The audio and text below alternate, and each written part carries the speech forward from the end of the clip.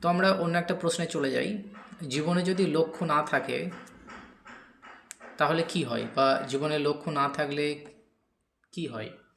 উদ্দেশ্যহীন মানুষ সমুদ্রের মাঝখানে দিঘির নৌকার মতো। আবার বলি, উদ্দেশ্যহীন মানুষ সমুদ্রের মাঝখানে দিঘির নৌকার মতো।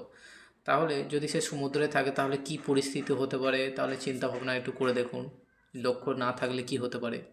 পরিস্থিতি ও আবেগ তাকে অনেক খুশি ঢেলে নিয়ে যায়।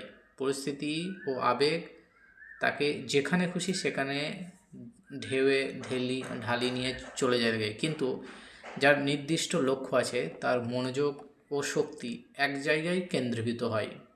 বাধা এলে সে ভেঙে পড়ে না, কারণ তার একটা লক্ষ্য আছে, কারণ তার দৃষ্টি ভবিষ্যতের দিকে স্থির, তাই না? তো উদ্দেশ্য মনকে স্থির করে, আর স্থির মনই হচ্ছে শক্তি। তো এই বিষয় সম্বন্ধে আরও পড়তে চাইলে এখানে রেফারেন্স দেওয়া আছে, পড়ে নিতে পারেন। তাহলে এখানে আমরা কনক্লুড কী করলাম? জীবনে লক্ষ্য না থাকলে আপনি কোনো কিছু অর্জন করতে পারবেন না, তাই না? তো পরিস্থিতি মানে যেমন চলছে তেমনভাবেই চলতে থাকবে। অনেকে জিজ্ঞাসা করা হয় যে তুমি এই সাবজেক্টটা কেন চয়েস করলে, এই বিষয়ে কেন অনার্স করছো, বা এই বিষয়টা কেন পড়ছো, তারা জানেই না।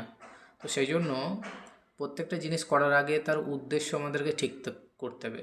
তো নিয়ত আমাদের ঠিক থাকা দরকার আছে। নিয়ত ঠিক থাকলে তবে আমরা একটা পরিস্থিতিতে বা একটা পর্যায়ে পৌঁছাতে পারবো। না হলে হাওয়া এসে আমাদের এক জায়গা থেকে এক জায়গায় নিয়ে যাবে, আলটিমেট আমরা কিছু অ্যাচিভ করতে পারবো না।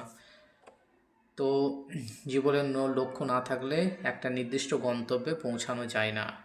So thank you for watching this video. See you in the next one. Till then, take care. Bye bye.